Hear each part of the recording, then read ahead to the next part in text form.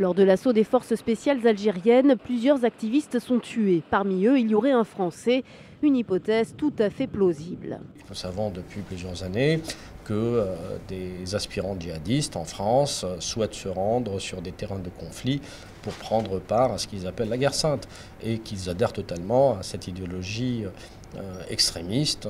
Qu'il y ait un Français parmi les ravisseurs ou parmi les membres d'AQMI, ce n'est pas du tout une surprise. Sur le plan psychologique, parmi les ravisseurs, ce serait quand même quelque chose qui marquerait, je pense, l'opinion française, parce que c'est l'une des premières fois où un Français, participerait à une opération où il y aurait des otages français. Selon les spécialistes antiterroristes, il y aurait en ce moment une vingtaine de Français sous surveillance. Ces personnes seraient en contact avec l'AQMI, la branche d'Al-Qaïda au Maghreb. D'autres sont déjà sur le terrain aux côtés des djihadistes. C'est le cas notamment de ce Français converti à l'islam. En octobre dernier, il est arrêté au Sahel par Al-Qaïda qui le prend d'abord pour un espion.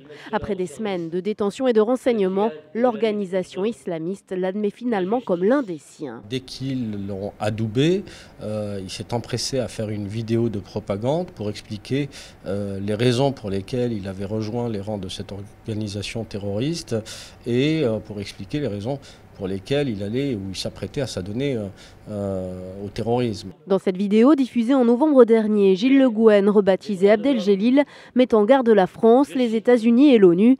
En cas d'intervention au Mali, il se dit prêt à combattre.